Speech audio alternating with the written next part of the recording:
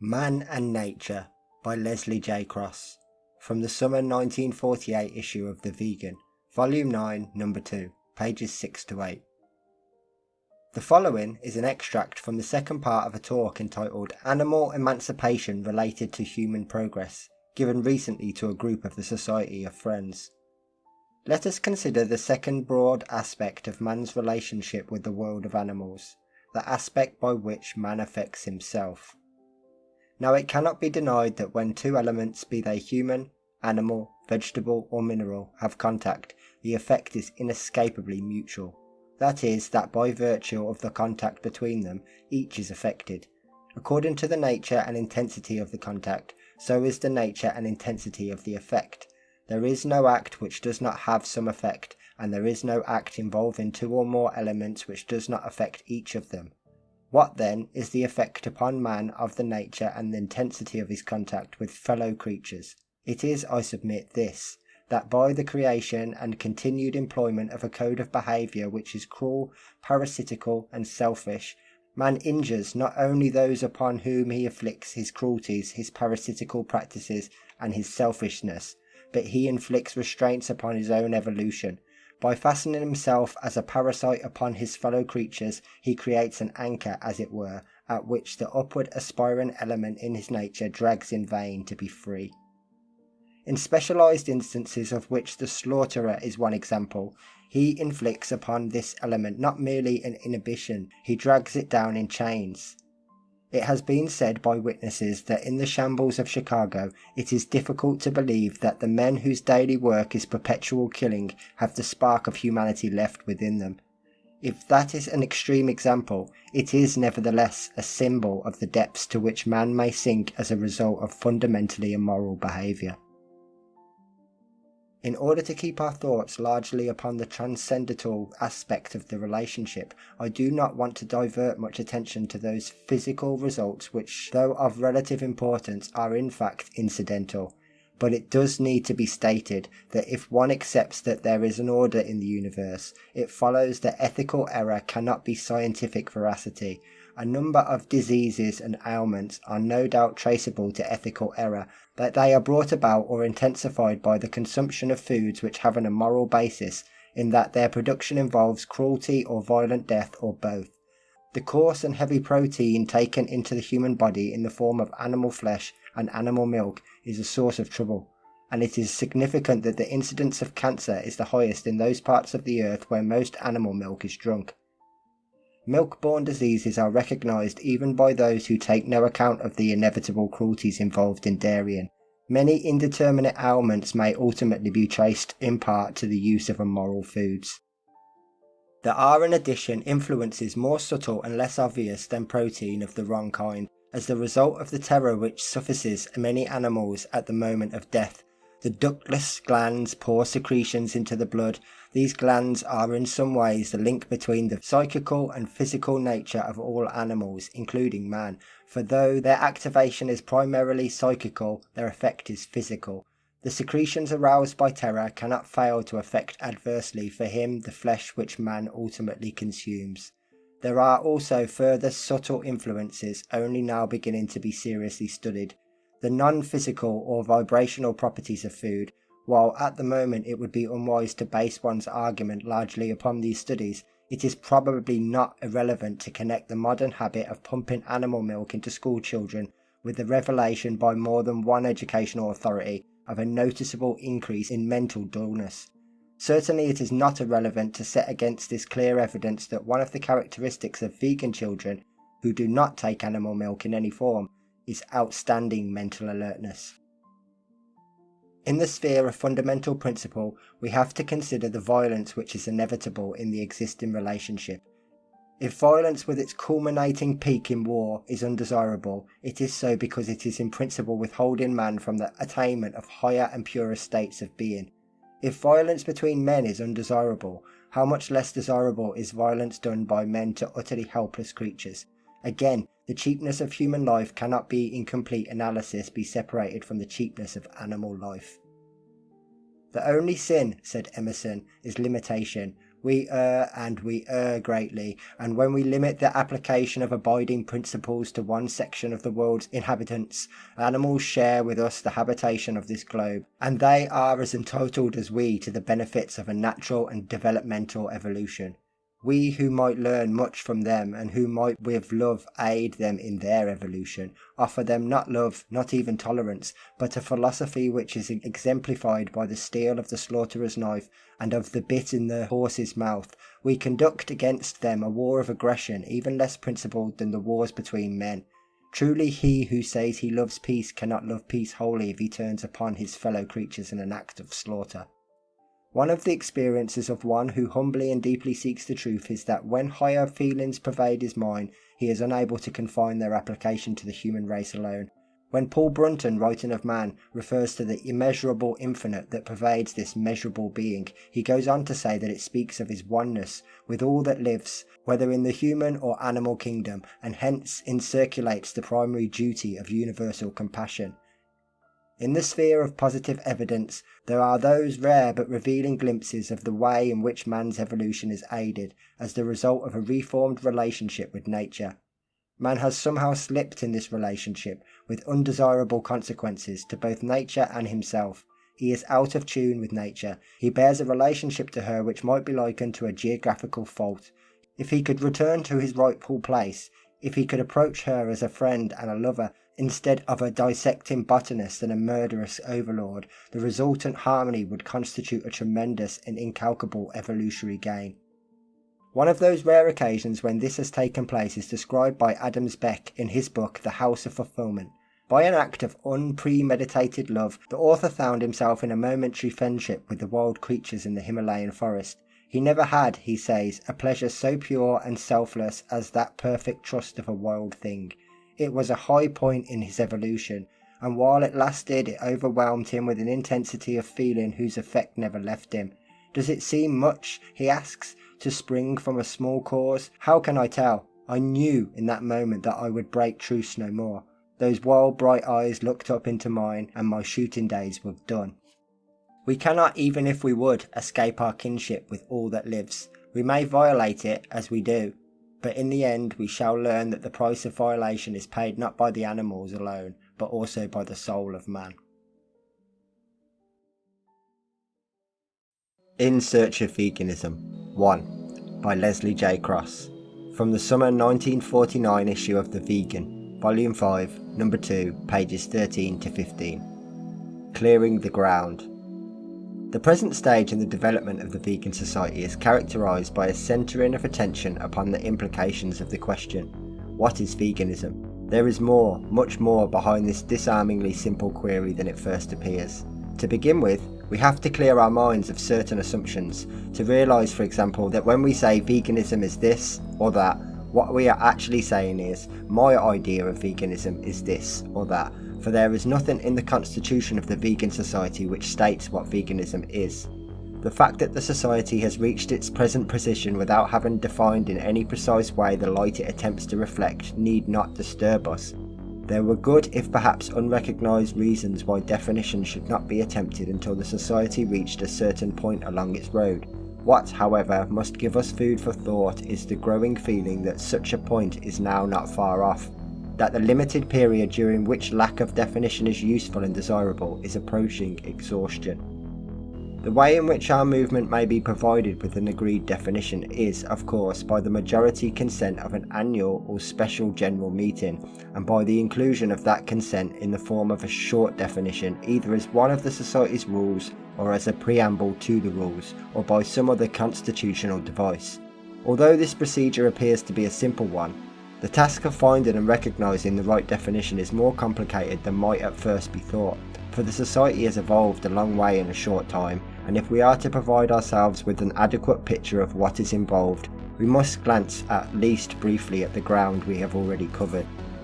In July 1943, there appeared in the Vegetarian Messenger a letter about the use of dairy produce by vegetarians.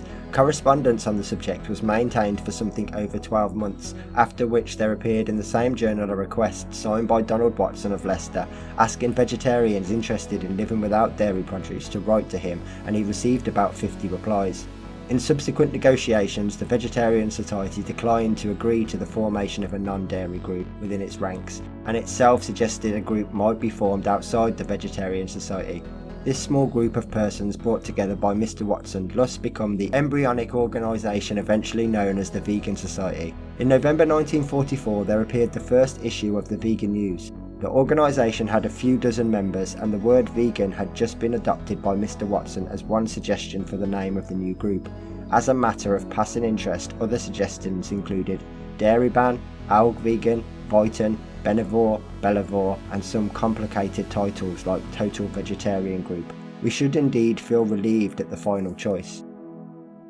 The editorial of the first Vegan News stated, "We can see quite plainly that our present civilization is built upon the exploitation of animals, just as past civilizations were built upon the exploitation of slaves." This was an early hint that non-dairy vegetarianism was destined to be more than one part of the general philosophy of the new movement.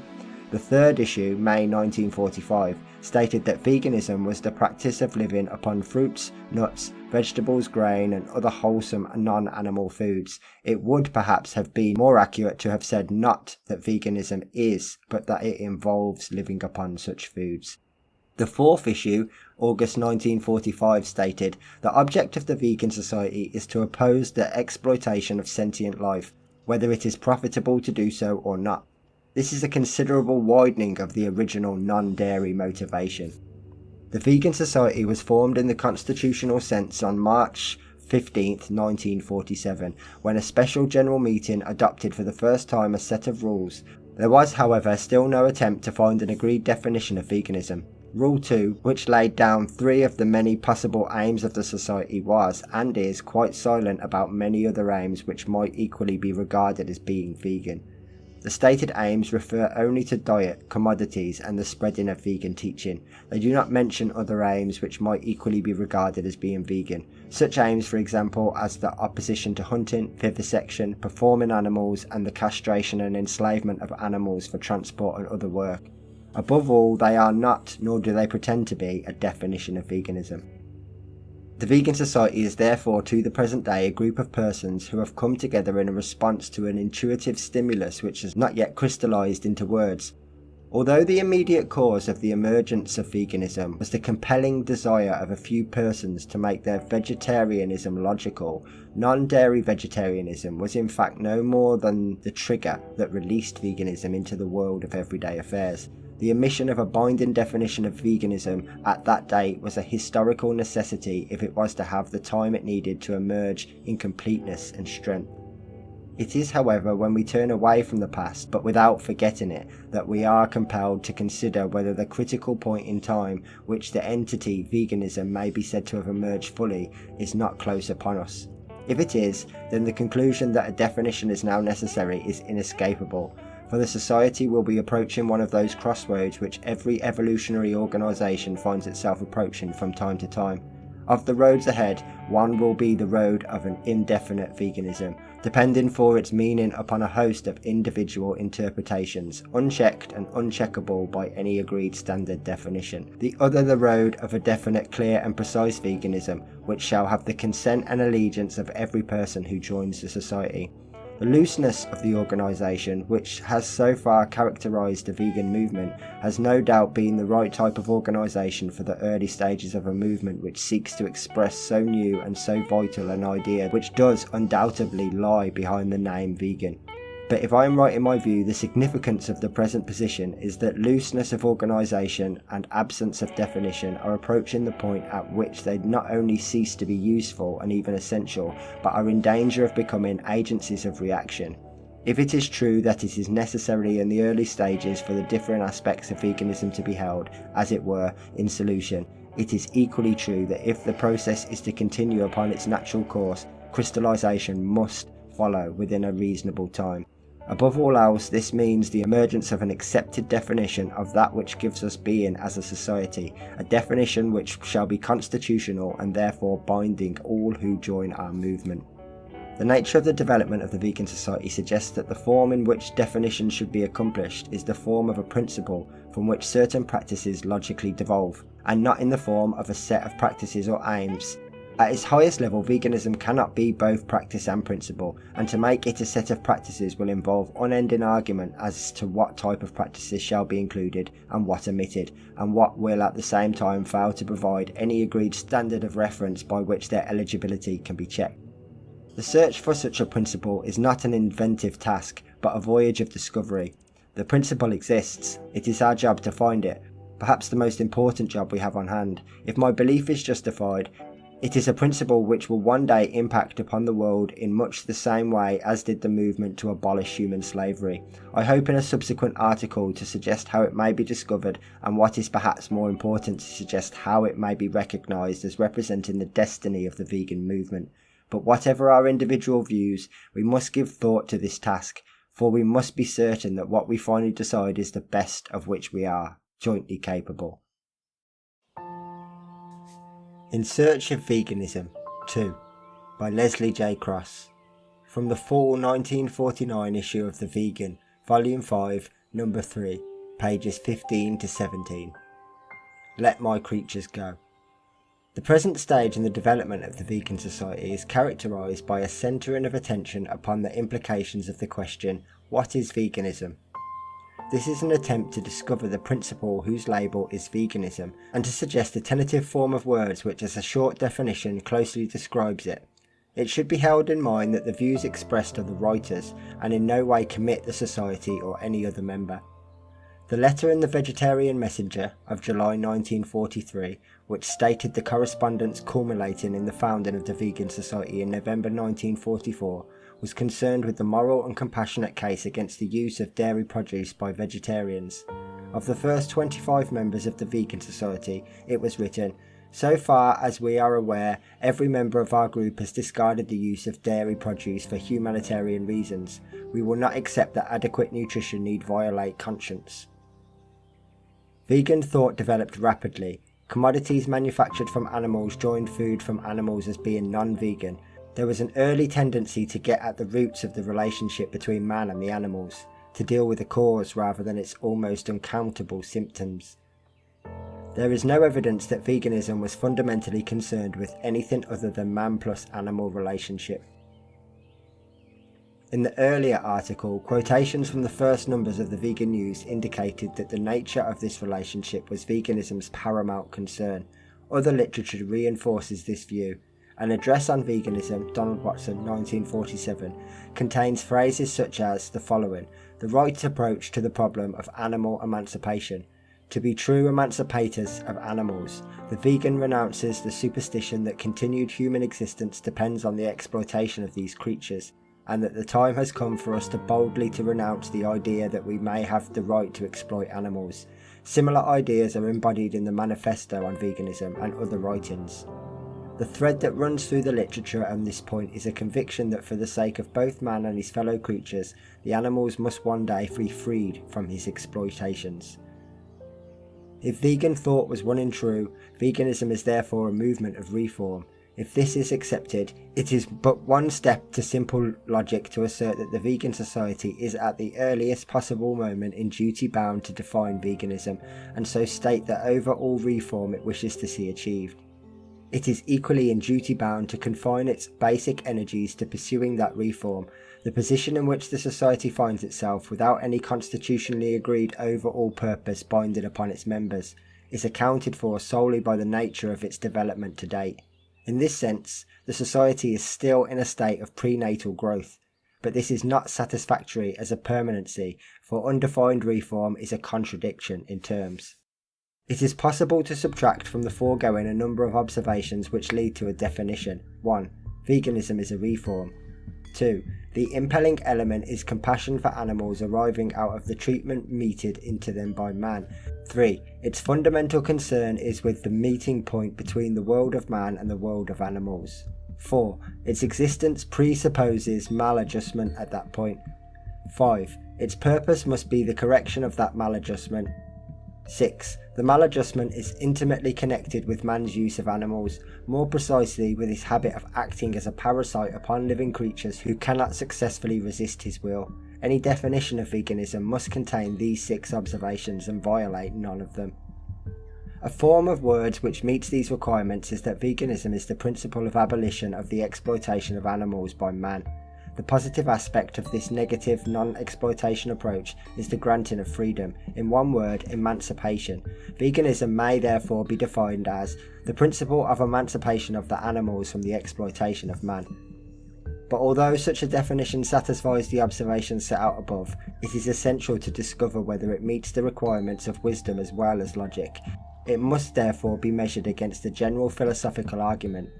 The broad demand which wisdom makes upon a man is that he shall free himself from the chains which bind him to his less noble desires and inhibit his ascent to higher standpoints, wider vision and consequent happiness. There are a number of tests by which his efforts to free himself may be judged, and one of the most stringent is his conduct towards others whom he has power. It is applied in an acute form at the point where his world meets the world of animals, for over them he has dominion. His conduct at the point reveals tendencies which are strongly self-indulgent and at the expense of the creatures. There is widespread failure to understand that animals have rights relatively equal to his. His exploitations result in the needless curtailment of natural freedom over a wide front and inevitably end in one sort of slaughterhouse or another. This is true of all his exploitations, from the backyard hen to the great beef and dairy herds. Although some horses end their days in homes of rest, this could apply to a few only. Most are killed for commodities, feeding stuffs or human consumption. Again, worn-out cows from the dairy herds are not pensioned off into clover fields. The full indictment against exploitation, the traffic in flesh, hunting, trapping, vivisection and so on need not to be stated here. What must be faced, however, is the undoubted fact that apart from granting to animals the right and the facilities to go back to nature, no solvent exists for the conditions which the indictment reveals. Because emancipation would at one and the same moment release the animals from bondage and man from being their parasite, because by putting it into effect man would free himself some of the chains which bind him to his less noble desires, it fulfills the demands of wisdom as well as logic. There are also at least three further striking indications that this is so. The first two emerge from a broad view of the general trend of human evolution. A movement to emancipate animals may be seen to be following naturally and historically upon the movement to emancipate human slaves. It thus possesses the aesthetic and significant attribute of evolutionary continuity. Second, it is far from being outside the bounds of probability that the wrong turning taken by man somewhere in his evolution was the enslavement, domestication of animals. A proposition abundantly argued by American writer Henry Bailey Stevens. Thirdly, emancipation goes straight to the cancer at the heart of the existing man-animal relationship and would remove it at one stroke in the single cause from which all the sorry symptoms arise. A point which should perhaps be made clear at once is the emancipation of animals does not mean their extinction. On the contrary, it means a return to their own freely discovered place within nature, a return to balance, sanity and naturalness. For some animals this may well be companionship with man, for man is part of nature. For some it may be a return to wilder life. For many it would mean a gradual end to the abnormal shapes, functions and diseases which domestication has artificially manufactured out of the original wild types. For all it would mean an end of excessive and unnatural breeding. The ancient bondage at the hand of man would at last be over. It remains to be said that if as a society we become satisfied that emancipation is our purpose, and if, as we must, we then insert that discovery into our written constitution, it will not mean that we cannot continue to take a lively interest in such things as scientific or symbiotic trends in diet, in compost gardening and soil management and many other related matters, but it will mean that like Kipling's ship, we shall have found ourselves. We shall have discovered our destiny. The crystallization spoken of in the earlier article will have taken place, and the thrust of our efforts will be guided and concentrated into a purposeful drive towards the shining, if still distant star on a major world reform. Veganism Defined by Leslie J. Cross, from the spring 1951 issue of the magazine World Forum, number 1, volume 5, pages 6 to 7. Recently, the Vegan Society adopted, revised and extended rules which, among other things, clarify the goal towards which the movement aspires. The Society's object and meaning of the word veganism have until now been matters of inference and personal predilection, and are now defined as follows. The object of the Society shall be to end the exploitation of animals by man, and the word veganism shall mean the doctrine that man should live without exploiting animals.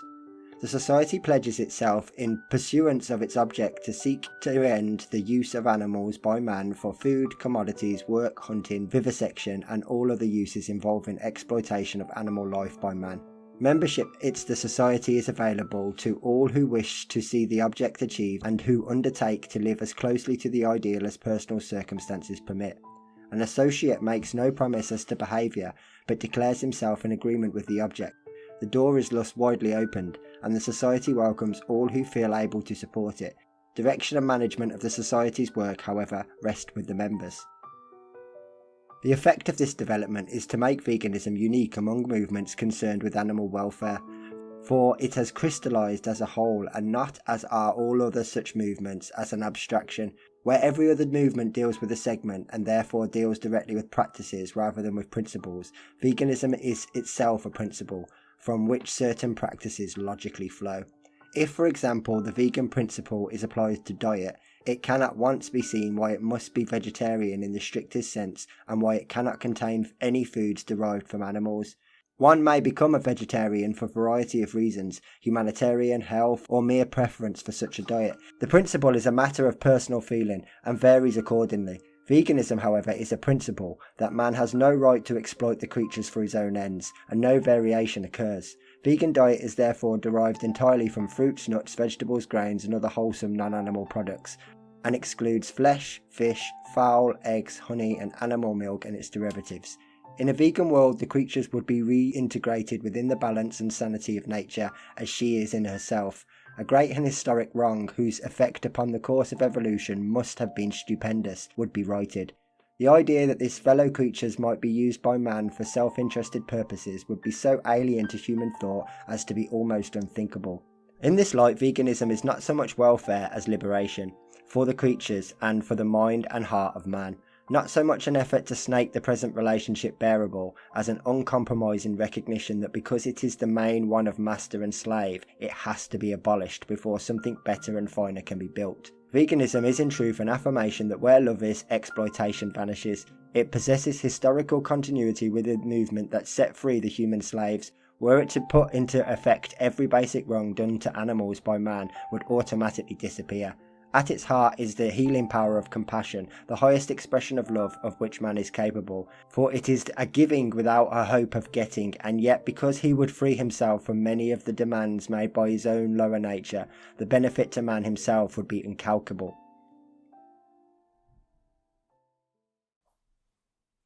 The New Constitution by Leslie J. Cross, from the spring 1951 issue of The Vegan, Volume 7, Number 1. Pages 2 to 3. Enclosed with each copy of this issue of The Vegan sent to members is a copy of the new rules, with a form to be filled in and posted to the new secretary, Mr. Hilda Honeysett, 38 Steinway Lane, Eway, Surrey. The article is intended to explain the more important points about the new rules which the Vegan Society adopted at the special general meeting in London on November 11th, 1950. We have to remember that when the Society was founded in 1944, there were no rules, and that this position remained until March 1947, when rules were adopted which have served us until now. For some time, however, it has been apparent that as veganism developed, that the first set of rules became less capable of providing the Society with a wise and logical constitution. The great difference between the old and the new rules is that this inability has been made good. Our rules are not mere regulations, nor are they simply an outline of our working arrangements. Of course, they are regulations, and they do describe the kind of machinery we agreed upon, but they do much more. They enshrine and safeguard our ideals. They state precisely, and with the corporate authority of the Society behind them, the ultimate goal to which we aspire. Lack of such a statement was the most serious deficiency of the earlier rules, though it has to be remembered that when they were adopted, the Society had not evolved to the point at which we could agree upon our ultimate aim. By stating our agreed goal, and by defining the word veganism officially, we have found a permanent common, and brought to an end the dangerous and ever-present possibility of disintegration. The object of the vegan movement to end the exploitation of animals by man, is clarified as to the meaning of exploitation by Rule 4a, which pledges the society to seek to end the use of animals by man for food, commodities, work, hunting, vivisection and all other uses involving exploitation of animal life by man. By the adoption of this rule, the society has clearly come out on the side of the liberators. It is not so much welfare that we seek as freedom. Our aim is not to make the present relationship between man and animal, which if honestly viewed is mostly one of master and slave, more tolerable, but to abolish it and replace it by something more worthy of man's high estate. In short, our aim is to set the creatures free, to return them to the balance and sanity of nature, which is their rightful place, and so to end the historic wrong perpetuated when man first decided he had the right to exploit and enslave them. The second broad aspect of the vegan aim is its effect upon human evolution. Apart from the abolition of an enormous burden of cruelty which is bound constantly to return like a boomerang upon humanity's own head, it has to be remembered that in any relationship of master and slave, the greatest and deepest harm is suffered not by the slave, but by the master, until the present relationship between man and his fellow creatures is replaced by one of companionship on a relatively equal footing. The pursuit of happiness by man is foredoomed to a painful and tragic frustration. These are the broadest effects of the new constitution, but there are other aspects which should perhaps be touched upon. It is now possible to join the society either as a full member or as an associate, and the committee asks each existing member to state in which category he or she wishes to be. It may therefore be helpful to point out that the new rules define a member as one who undertakes to live out vegan principles as far as he or she is able according to circumstances. In other words, what is required is one's honest best, and honest in this context means reasonable also. No one should deny themselves the benefits of full membership simply because circumstances preclude as a great degree of consistency as might otherwise be desired. The great thing is to be vegan in spirit, and then to do one's best. An associate is one who is with us in principle, but who wishes to give no kind of undertaking as to practice. The line of demarcation is, therefore, not rigid consistency, but endeavour. The annual subscription has been raised to 7 and 6, and life membership to 7 guineas. The committee has decided that the annual subscription shall in future cover the period January 1st to December 31st, and shall become payable on January 1st each year. One other important operation performed by the new rules is an increase into the unity of the movement by making it possible for the London Vegan Group to end its separate existence and become a branch of the society. Constitutionally, the London Vegan Group is older than the Vegan Society and is an organisation in its own right. By allowing for the setting up of branches of the society, the new rules clear the way for the London Vegan Group to integrate itself into a united movement. It is perhaps not too much to claim for the new constitution that it marks the true birth of the Vegan Society. It should be read and understood by all who contemplate joining us, for there, enshrined and embedded in words which are necessarily formal, lies all that we stand for and hope one glorious day to achieve. The Surge of Freedom by Leslie J. Cross, from the 10th anniversary edition of The Vegan, Winter 1954, Volume 9, Number 3, pages 9 to 12. This is an attempt to state in simple terms what veganism is, and why and how it came into existence, and to suggest what it could mean for mankind. The word veganism is a symbol that stands for a major change, a new mutation comparable to the freeing of the serfs and the freeing of the slaves. Its official definition, the doctrine that man should live without exploiting animals, is accurate, precise and comprehensive, but not always fully understood. This is not as surprising as it may seem, for rarely have 9 short words enshrined a reform so massive the achievement of which could bring a new world and new men to inhabit it. Why do we believe we should live without exploiting animals? To put the question in another form, why was such a doctrine formulated? The final, if not immediate answer is a revealing one, for it demonstrates the truth of the claim that veganism is not a mere side shoot in human evolution, but a central extending growth of considerable significance. Veganism owes its birth to the fact that at the deepest point within us we believe impregnably in freedom, particularly perhaps those who were born and bred in these traditionally freedom-loving islands. Freedom to live our own lives in our own way, according to our own inward light, is fundamental to our view of life itself. It is in the light of this concept that we find the true significance of the vegan reform. Only when we see it as a doctrine, not of restriction, as those who oppose it mistakenly believe, but of freedom, do we fully comprehend it. The simple fact is this, that at rock bottom, veganism is the most recent of the periodic surges which have marked the tide of freedom ever since history began. It is distinguished from its predecessors by virtue of the fact that it brings a quite new and distinctive feature into the long fight for liberty. It has driven the tide of freedom beyond what has hitherto been held as its natural boundary, the concept of a free man. Until the advent of veganism, comparatively few men regarded the animals as being either worthy of or entitled to the right to be free, and probably fewer still realise the impressive effect which the granting of such a right would have upon the freedom of man himself. The indelible significance of veganism in its devastatingly logical demonstration that by denying to the animals the right to be free, man keeps locked against himself the gateway to his own further pursuit of happiness. To believe in the right to be free means inevitably that we grant the same right to others. If we fail in this, we deny the principle itself. We thus make of Orwell's 1984 a logical possibility and the slavery of one man to another a justifiable act. To put it in another way, the law of freedom, which is also the law of love, knows no limits, because in his mind man has excluded the animals from its operation, he has set arbitrary limits upon it, and in so doing has reaped what he has sown, a severe limitation upon his own progress. It is upon this factor, this little recognised bar to be the upward growth of man, that veganism throws such a ruthless and revealing light. When we turn to the question of how veganism came into the world, we find an excellent example of the indirect approach which the forces of destiny sometimes adopt.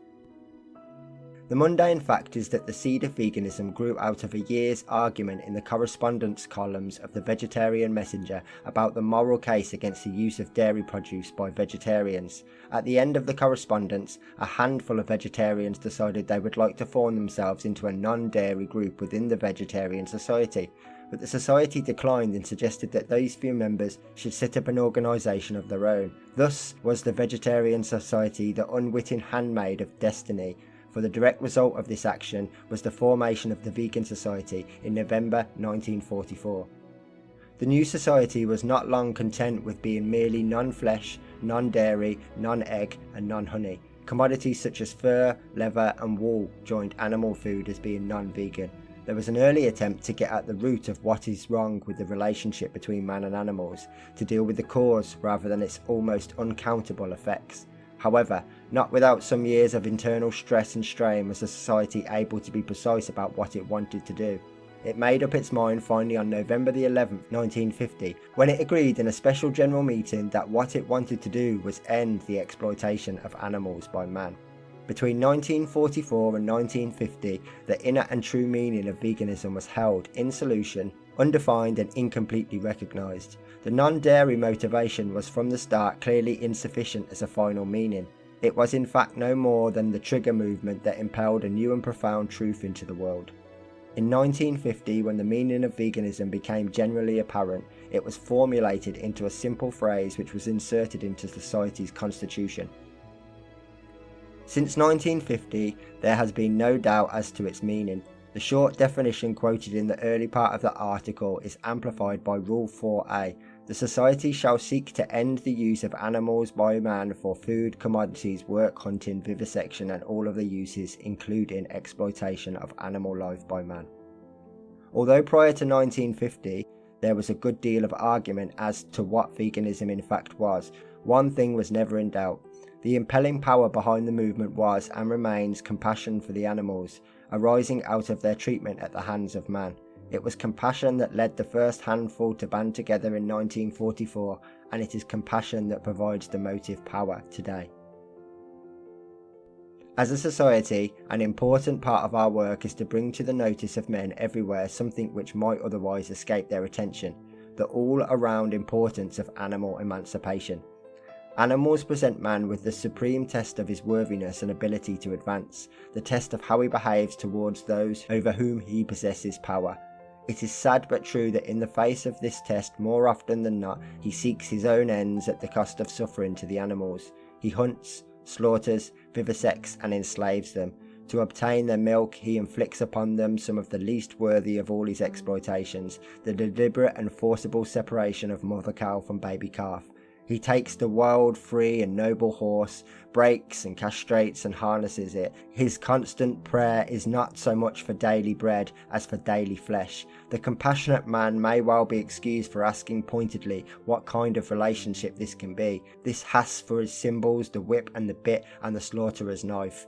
The American writer Henry Bailey Stevens has argued that one of the wrong turnings taken by man somewhere in his evolution was the enslavement or domestication of animals. The contention is to say the least logical. There is not much common sense, for example, in asking for peace on earth and at the same time prosecuting what amounts to war upon the animals. What is needed to begin with to correct this evolutionary deviation is acceptance of the idea that animal emancipation is a desirable aim. If a sufficient number of people experience such a mental conversion, that then the skills and ingenuity of men could be used to develop alternatives to those products of animal origin which the majority of men undoubtedly believe to be essential to their well-being. These products, a completely satisfactory non-animal milk as an example, are necessary if the universal practical application of the ideal is to be achieved. For men and women are not all alike, and there are many of whom the practical obstacles must at present seem unsurmountable. We cannot shut our eyes to the undoubted fact that to such people such obstacles are real and not imaginary. In order to provide the vegan movement with sufficient resources and skill, it is vital to attract people to it. The most immediate method is the spreading of the idea of animal emancipation. We shall welcome converts of whatever degree, those who can promise no more than mental acceptance equally with those who faithfully and so far as they are able put their acceptance of the ideal into daily practice. As the idea becomes more and more accepted, opportunities will grow to make the path easier and more attractive for those whose nature is not that of a pioneer. Concurrent with the gradual removal of obstacles to the personal practice, attention will have to be given to the question of how we propose to deal with animals in general as soon as the changeover from exploitation to freedom reaches a certain stage. It is not difficult to see that such a change over will bring in with it problems of a wide and general character. No one, at least of all, the vegan wants a world without animals, and how in general and how in detail we propose to effect the swing over from exploitation and perversion to freedom and naturalness will be quite a talking point one fine day.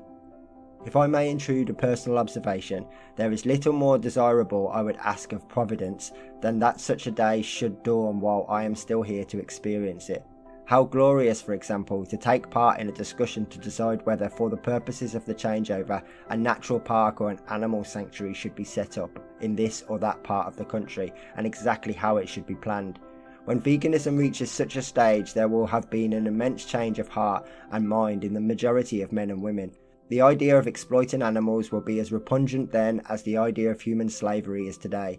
Some of the changes in daily living are obvious. There will, for example, be no butcher's shops, and the milkman, if he still goes his rounds, will be delivering vegan milk. The countryside will not be heavy with the anguish of cows crying for their calves. There will be no slaughterhouses, no vivisection laboratories. No one will hunt animals for fun.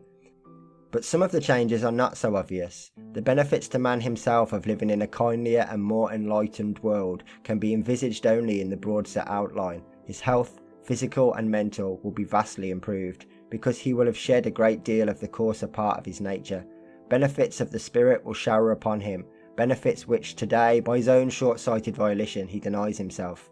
Such is the stuff of dreams. To make them true requires that we play our part as it comes to us. We are in the very elementary states of a new mutation. We are the pioneers. The Vegan Story by Leslie J. Cross, from the winter 1955 issue of The Vegan. Volume 9, Number 7, pages 16 to 20. A talk given to the Hastings and St Leonard's branch of Sussex Vegetarian Society, July 1955. The first thing I would like to do is draw your attention to the title of this talk, The Vegan Story, I have called it that because I wanted to underline the matter in which I am going to try to approach the subject. What I am hoping to do is just what the title suggests, to tell a story, the story of what veganism is, what it sets out to do, and why it sets out to do what it does.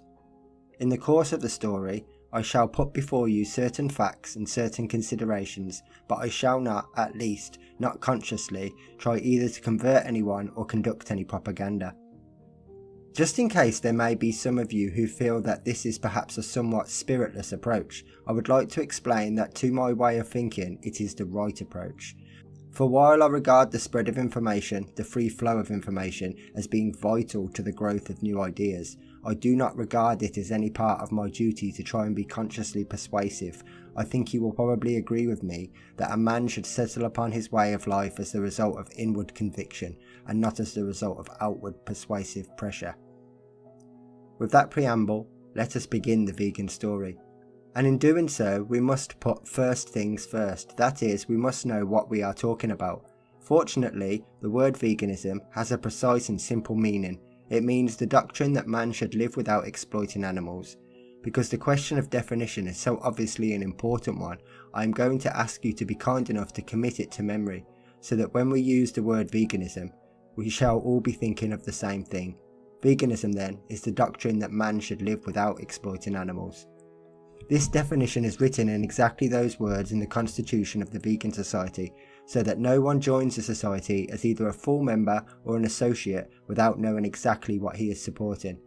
It is important to notice that one of the results of this definition, and that it makes veganism a principle, is of course a principle from which certain practices naturally flow.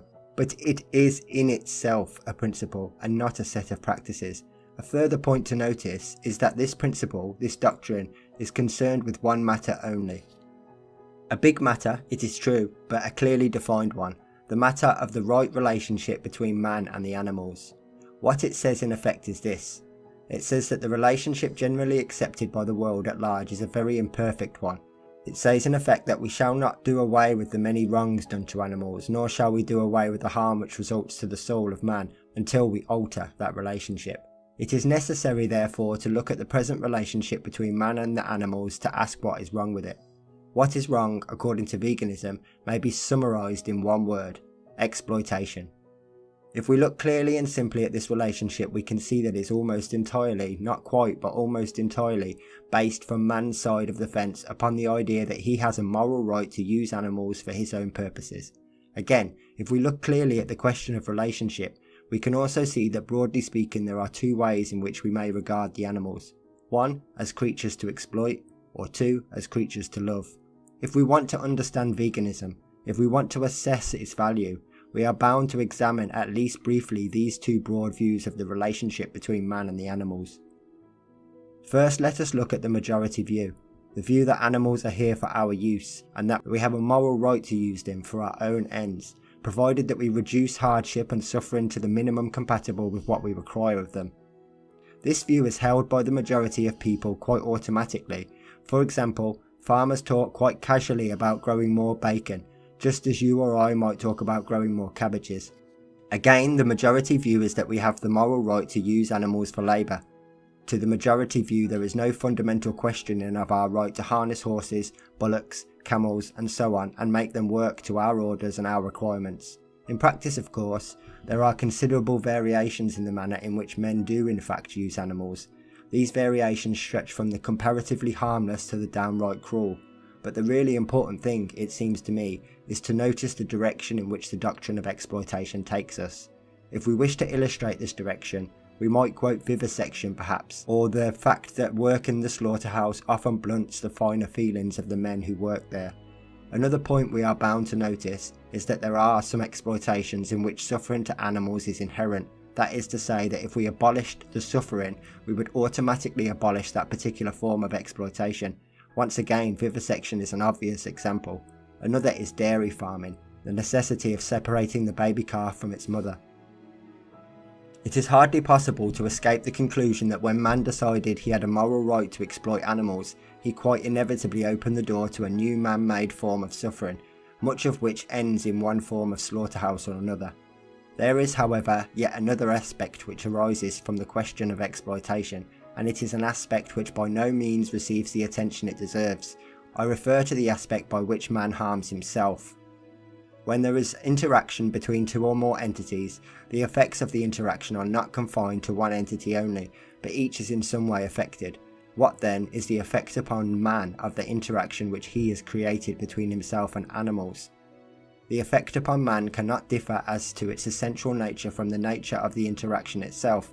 That is perhaps a rather complicated way of saying something which was said much more simply long ago. As we sow, we reap. What do we sow? What do we do to the animals?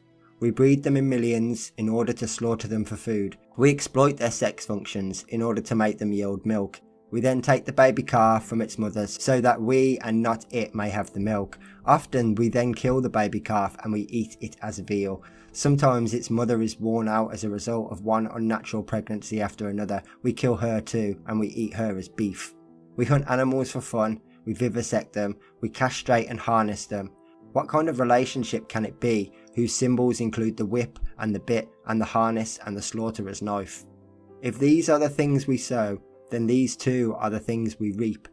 The form in which our harvest comes to us outwardly may be seen in some of our diseases, in much of our imperfect health, and possibly also in some of the violence between man and man.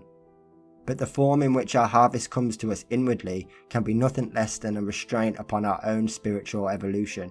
For just as a balloon is prevented from rising so long as it is pinned to the earth by its cable or weight of its ballast, so also is the soul of man held down by the chains and the ballast which constitute the demands of our own lower nature.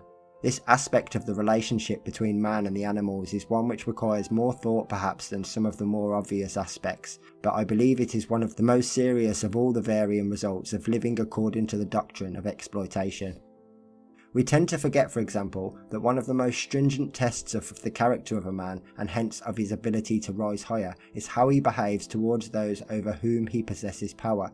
When he meets the world of animals, he comes up against this test in the most acid form, for it will not be denied that animals cannot successfully resist his will. Instead of living toward them with love and understanding, which one would expect from a compassionate heart and an enlightened mind, he lives towards them as an overlord, in many instances as a parasite, and often he is the cause of the considerable suffering to them. All of this arises because he begins by assuming the moral right of exploitation. There lies the crux of the whole matter, and there too lies the only place at which we may, if we will, effect a reconciliation. Until we do effect such a reconciliation, we shall go on reaping what we sow, until we learn that the fruit of human happiness cannot grow upon the tree of exploitation. So long will the pain and suffering which we afflict upon our lesser brethren return like boomerangs upon our own hands. So much for the first and majority view, the view that we have the right to use animals for our own ends. The second view, as I earlier remarked, is to regard the animals as creatures to love. Now it seems to me to be self-evident that when we love, we do not exploit. In the moment of love, there can be no thought of exploiting that which we love. It also seems to me self-evident that love is free. No one can force love. No one can bind it with restrictive covenants. Love and freedom go hand in hand. If therefore we accept in principle that it is better to love than to exploit, if stumble and fail at various points as we may, we still believe it is better to keep our eyes on the goal of love, what then should we do about the animals? Surely the answer is clarity itself: set them free. And that is precisely what veganism wants to do. It wants to set the animals free. Free from exploitation by man, just as in the last century Lincoln, Wilberforce and the other pioneers sought to set free the human slaves. Veganism is essentially a doctrine of freedom. It seeks to free the animals from bondage to man and man from bondage to a false belief. The false belief that he has the moral right to use animals for his own ends. It is of course a proper question, after we have decided what is right in principle, to ask how such freedom may be brought about. Clearly the changeover from the practices which arise from exploitation to those which arise from love would be an enormous undertaking. One has only to think for a moment of the immense ramifications of animal exploitation, and it becomes evident at once that the changeover can come only in stages. We must take the most urgent steps first, and the others gradually as we come to them in order of urgency.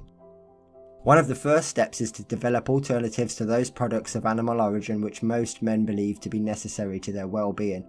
That is why at the present time the emphasis in the vegan movement is upon food and commodities. Here is where we may see the relationship between the vegan and the vegetarian.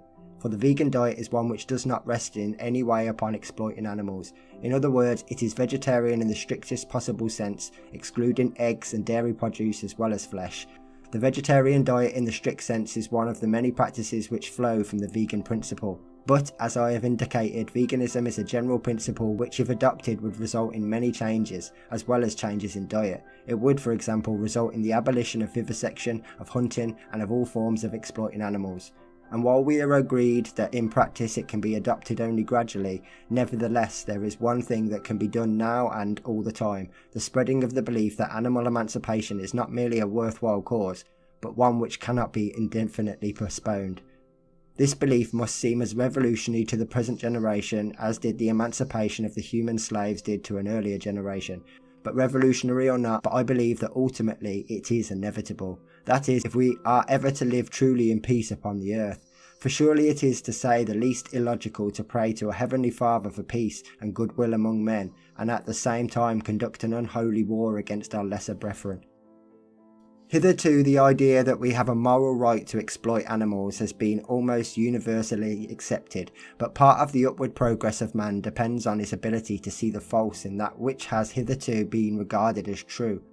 For when we see the false as the false, then it drops away from us, the other bondage is gone.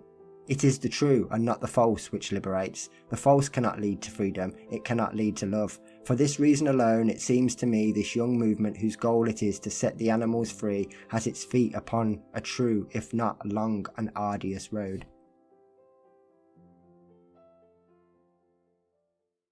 More About Milk by Leslie J. Cross, from the fall 1967 issue of The Vegan, pages 20 to 22. The facts of dairying. Someone once said on the radio that there is no more unnatural animal than a dairy cow. She is unnatural because man has turned the original cow into something which nature never intended her to be. By devious devices we have turned her into a milk machine, and it is these devices and the consequences in which we are particularly interested. Mammals produce milk to feed the young of the species up to the age of weaning. When the milk ceases to flow, this is what happens in nature. Why does it not happen with a dairy cow? Various methods are used to thwart the natural course of events, so that much more milk is produced by the cow than would be the case if nature had her way. This alone might not be objectionable, provided the methods used did not cause suffering, did not insult normal and natural instincts, and did not require slaughter. A cow cannot produce milk unless she is first made pregnant. This is done mostly by artificial insemination, at a time to suit human market requirements. When the calf is born, it is taken from its mother, sometimes at birth, more usually a few days later. If mother and calf were left alone together, then as the calf approached the age of weaning, the mother's milk would begin to decrease, and finally the flow would cease. But this is not what we require. We require the mother's milk for ourselves, in as large a volume as possible, so the calf is taken away. Bull calves, the greater proportion of calves born in the natural dairy herd, were usually slaughtered for veal. But nowadays the number killed so young is decreasing, because more and more are being imprisoned in broiler pens for intensive rearing into beef. Forceful separation of mother and baby calf brings a certain amount of anguish to both, and a cow will often cry out bitterly for some days and nights after a calf is taken from her. By milking the cow dry at each milking, the flow of milk, or the lactation period, is prolonged for some months. The volume of milk is increased by feeding her concentrates and special feeds. To start a new lactation, the procedure is repeated. The cow is again made pregnant, her calf taken away, and the milk-inducing technique again put into operation. At the end of her useful milk-producing life, the cow is usually thanked for her services to mankind by being killed off and her body sold as pieces of beef. These methods are necessary if dairy is to be carried out as a commercial concern, and no one is as much concerned to carry it on in any other way. In 1961, the Daily Express printed an article in favour of the broiler pen, and the author asked how many people who object to this broiler method know that last year 800,000 calves were slaughtered within days of birth, largely so that we could have their mother's milk. Since then, the number slaughtered very young has gone down by half by 1965. The connection between milk and the demand for beef was pointed out in the Daily Mail in December 1965. We are moving into an era where the calf is the primary object and the milk the byproduct. The beef milk expansion could easily lead to an increase of 500,000 cows by 1970. They would produce approximately the same number of calves each year, mostly for beef. The moral issue raised by the dairy farm is therefore this: is it right to use animals in this way, as though they were machines, without nerves or feelings, even motherly feelings, just so that we can have the mother's milk and the calf's body? To put it another way, because we claim to be more intelligent and more noble than animals, we cannot escape the obligation to act in a manner befitting our higher intelligence and our greater nobility. This is the meaning of noblesse oblige, that we diminish ourselves when we inflict upon others, men or animals, unnecessary hurt and suffering. We inflict suffering upon animals and we inflict damage upon ourselves. The context of the moral issue. Ethical consideration arises from the context of certain inward and subjective promptings, which lead certain people to conclude that the relationship between men and animals has more significance than at first sight appear. Such people believe that men and animals share this planet for what is basically the same purpose. That is, that on a different but parallel path, animals like men are here for some evolutionary purpose. We cannot put that purpose into precise words, but there are guiding lines. We know from our inward promptings that sometimes we are living a better kind of life than we are living at other times. It is justifiable and correct to take as a starting point that actions which are selfish or self-interested do not result in raising the mental or spiritual level at which we live. Further, that certain kinds of action which, precisely because they are unselfish and compassionate, do result in raising our mental and spiritual climate, and do result in a more satisfactory inward life. There is nothing which so reveals the character of a man as the way in which he behaves towards those over whom he possesses power. The Nazi concentration camp is an extreme example. If we take this one stage further, we can see that over the world of animals, sometimes called our lesser brethren, we have, by our superior intelligence, obtained almost absolute power. Because we have so much power over them, they are like a litmus paper dipped into our character. How we treat them must reveal a good deal about our nature. In general, we act towards animals with selfish interests in mind. This is not true over the entire field, but it is true over a very wide area. We use them so that the end product is something we want, regardless altogether of what may be the true role of these creatures on Earth. Such thinking does not stand still. The growth of factory farming is an example. A humane alternative. Behind all forms of consideration for animals, there is a feeling that the relationship between men and animals has a genuine significance for man himself. Different people respond to this feeling in different ways. The vegetarian, for example, responds by trying to make his food as humane as possible. The process is a continuing one. There is no rigidity, but there is direction. This is the reason for the emergence of efforts to produce a humane alternative to animal milk for human consumption. In the past, vegetarians accepted animal milk as a legitimate vegetarian food simply because the facts were not properly known, and because therefore animal milk appeared to be free from slaughter. But we can see, once we have examined the facts, that commercially produced milk is much more a product of slaughter as meat itself. We can see that why kill for food incorporates why kill for milk. We can see that there are not two separate questions, one of meat and one of milk, but that there is only one question only. The question of the meat-milk continuum. The emergence of humane alternatives to animal milk is making it easier to accept the consequences, but habits are slow to change. Many vegetarians even appear to be stuck with milk in much the same way that smokers are stuck with cigarettes. Rigidity of outlook is a dangerous state, life is a flux, and it is the direction in which we move that really counts.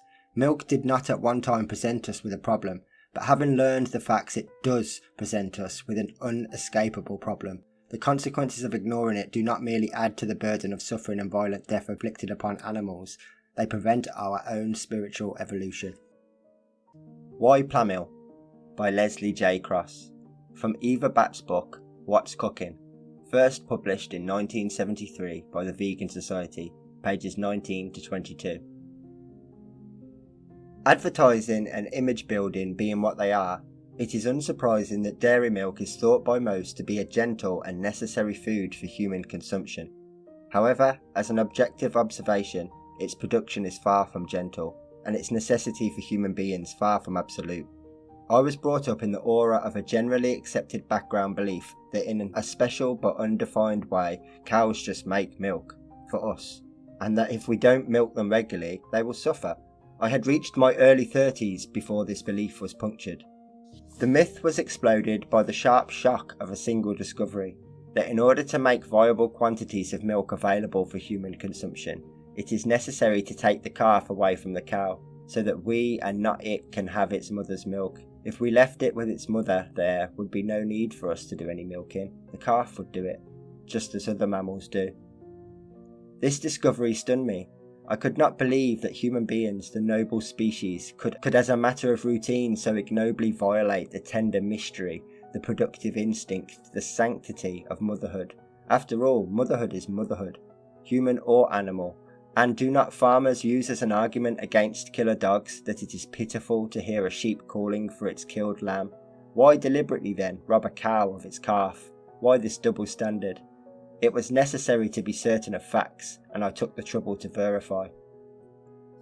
Milk, and in this context what is meant as dairy milk, is projected to the public not merely as a desirable item of human food, but also as being in some mystical manner almost sacred, or absolutely essential for human existence on any acceptable level.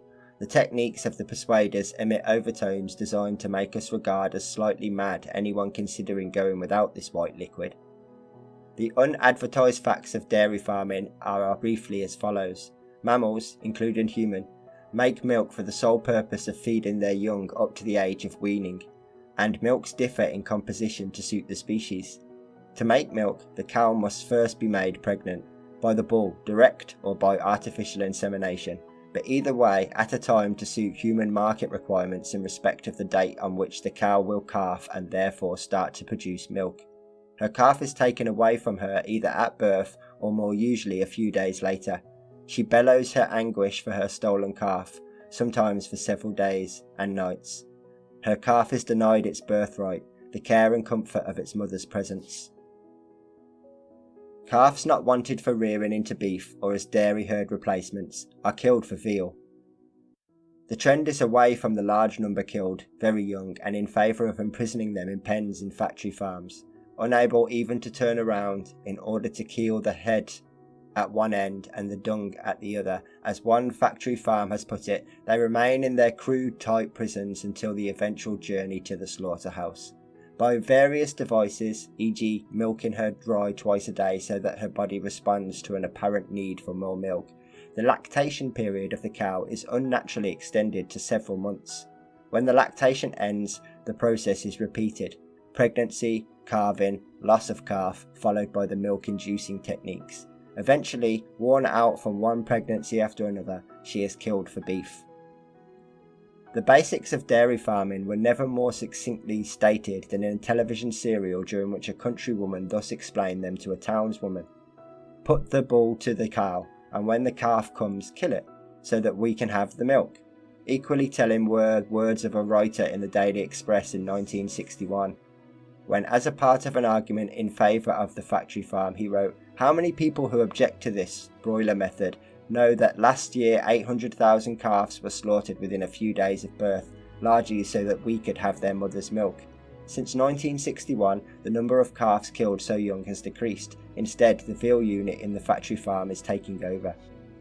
The dairy farm in the fountainhead of the beef industry, supplying the calves which are that industry's raw material. More milk, more calves, more milk. Meat and milk production is one thing, not two, and farmers call it the meat-milk complex. Dairy products per se might well be listed as 1. Calves, 2. Worn-out cows, and 3. Milk and derivatives.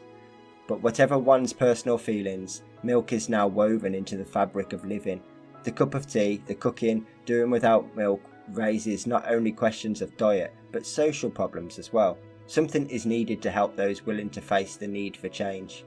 In the autumn of 1955, when staying at the former house of H.G. Wells in Folkestone, I surrendered to a long-suppressed inward calling to do something about a replacement for milk. I contacted a few people I thought might be sympathetic, and in June 1956 in London, these few of us founded the Plant Milk Society, which became a registered charity. We conducted practical research into the possibilities of making milk in a mechanical cow, and in 1961 we founded a limited company which we called Plant Milk Limited. In 1965 this company, then situated at Langley, Buckinghamshire, produced the first saleable cans of a liquid which looked like milk, could be used like milk, and had milk-like qualities. It was sold as plant milk, but later, for legal reasons, the brand name was changed to Plamil. However, in conversation and for general purposes, it is still referred to as plant milk. It is the result of many years of sustained effort and not a little personal sacrifice by a very small group of people. Plamil is on sale in 2 sizes of can in most health stores, some chemists and a few general shops. It contains no ingredients of animal origin. It is canned with twice the percentage of protein and fat as ordinary milk and may therefore, if desired, be diluted with water. The protein contains 21 amino acids and is a complete protein extracted from the soya bean. Among the vitamins in Plamil is vitamin B12. There is no artificial flavouring, colouring, preservative or other additive. Since it was first introduced, it had been improved on a number of occasions, and the latest version is more acceptable to the palate than the previous ones. The plant milk factory at Langley was closed in 1972 when the company was given notice to quit. The site having been sold for residential development, the company now has its factory in the very town, Folkestone, where the idea first crystallised. To add to the symbolism, the plant milk factory was originally built as a dairy. I like to think that the spirit of H.G. Wells, who wrote The Shape of Things to Come, approved of this turn of events in the resort where he once lived. Over the years, many users have proved that Plamil is a suitable replacement for dairy milk. Leaflets and hints on its uses are available. For infant feeding, a special leaflet can be obtained from the Secretary Plant Milk Limited, Plamil House, Bowswell Gardens, Dover Road, Folkestone, Kent. A number of babies have been successfully reared with the use of Plamil, but as with any substitute, and anything other than its mother's breast milk is a substitute food where the baby is concerned, medical advice should be obtained if any difficulty is encountered. Plamil has been exported to various countries including New Zealand, South Africa, Sweden, Holland and Bermuda. In addition to plant milk, the company also makes a non-animal replacement for dairy cream. This is sold in cans under the brand name of Plamil Delisa. There is also a chocolate bar, Plamil Chocolate. Other non-animal foods are being planned with the aim of making life easier and better for those who do not like the idea of their food being dependent upon animal exploitation. The aim of the Plant Milk Society, a humane and universally accepted replacement for dairy milk for human consumption, would be a step along the road away from animal exploitation. Our habit of making slaves of animals and therefore slave owners of ourselves not only hurts animals, but is far from good for us. I hope that Plamil will live up to what we first called it, the milk of human kindness, and thus help toward a better quality of living. Out of the Dust of War by Leslie J. Cross. From the pamphlet Pioneers of a New Age, first published in 1974 by the Vegan Society, pages 18 to 19. My wife and I have been vegan for 32 years, 2 years longer than the Vegan Society and the word vegan have been in existence. We gave up dairy produce at a difficult time, in 1942, during World War II. In 1940, I had become vegetarian because of the price of meat, and I had found out that there were other arguments to consider as well. Among the things that I had found out, one was so horrifying that the move onwards to veganism was quite spontaneous. This was the discovery that to make cow's milk available commercially, we had to take the calf from its mother. I cannot possibly explain the enormous effect that this had on me. It simply seemed to shame the human race. In common with millions of others, I had gone through life so far thinking that cows just provided milk by some benign freak of nature, and I had had no idea that they had to be made pregnant once a year or so to make their bodies make milk. Finding out the truth, put the bull to the cow, and when the calf comes, kill it so that we can have the milk, freed me from taking further part in this enormity. This happened in 1942, and some months later I started off some correspondence in what was then called the Vegetarian Messenger about the morality of vegetarians using dairy produce. Mr. Donald Watson, then Secretary of the Leicester Vegetarian Society, followed up this correspondence by forming a group of non-dairy vegetarians and asking the Vegetarian Society for permission to incorporate this group as a section of that society. Such permission was refused. Thus was the Vegetarian Society responsible, as it so happened, for the formation of what later became the Vegan Society. This was in 1944. The word vegan was chosen from a variety of suggestions, some quite bizarre, and constitutes the beginning VEG and the end AN of the word vegetarian.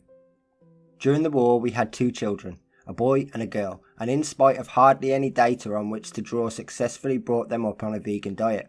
At various times they were subjected to medical tests and came through fine. People commented on their bright eyes, good teeth, clear complexions and endless vitality. They are still alive and kicking, well married and in their 30s. My wife and I also survive, now being past the 60 mark, and grandparents. We are not food reform. I do not believe that the first element of health is food at all. It is happiness, arising from inward peace. This does not mean that I do not sense and take part in what goes on around me. I am in fact very much in this world. For example, I became acutely aware of the difficulties of doing without dairy produce, particularly milk, and realised that while hard nuts like me might get by without giving way, nevertheless for most people the social strain would not be easy, and some replacement for milk would be useful. In 1956 I founded the Plant Milk Society, another invented word. Out of the work of this voluntary society eventually grew Plant Milk Limited, formed in 1961 to apply commercially the research carried out by the society. Some years later, 1965, the first can of what is now known as Plamil appeared in a few shops in London. It was made and canned by this pioneer company in a small improvised premises at Langley, Buckinghamshire. Now this company is in much better premises at Folkestone, but with the change of address also came the end of my direct association with the firm that I helped to form. One serious question mark over veganism has been vitamin B12, and I confess I feel there is something in the argument that this vitamin, which is never directly found but as a result of microbiological action, is important for vegan progress. I must give my reason. Some early vegans became ill, and this frightened off many would-be vegans. Healthy vegans rather naturally went unmarked. It appears that some human beings have lost the natural ability to use the vitamin B12 synthesized by microbiological action in their own intestines. Some have not lost this ability. Therefore, there is a confused picture of some people living very successfully after a change to veganism and some not. The conclusion is that the successful ones can utilize their own vitamin B12 and the unsuccessful ones cannot. I am reasonably satisfied that this conclusion is justified and consequently that it is wise to include dietary vitamin 12 in the vegan diet. I do not say it is necessary in all cases, in fact I am positive it is not, but it is a sensible thing to do and can do no harm. Plamil and some of the other vegan foods have vitamin B12 in their formulae. Where claims are made that B12 is found in plants, it should be recognised that if this is so, it is not because the plant per se, but because of the soil on which the plant has been grown contains microbes which make B12, and the roots of the plant have taken it up. It all depends on the soil, as they say. How you approach a vegan diet depends on your personality as much as your bodily needs. If you worry, it is important either to dismiss the worry as unfounded or do something about it. Worry will harm you far more than poor food. As for food itself, common sense plus B12 seems at this present stage to be the answer. Common sense dictates food grown on healthy soil, a reasonable balance between root, leaf and fruit, which includes nuts, grains and pulses, and perhaps in the near future also the new English variety of garden soya bean. But man does not live by food alone, not even vegan food, and needs all that nourishes his spirit. Veganism, which to me means and always will mean the philosophy that man should for his own advancement live without exploiting animals, is merely an adjustment slipping you into a slightly more advantageous orbit. If my wife and I could make the adjustment in the arid and rationed years of World War II and bring up 2 children at a time on a vegan diet, what is there to stop anyone doing the same under the infinitely better circumstances of today?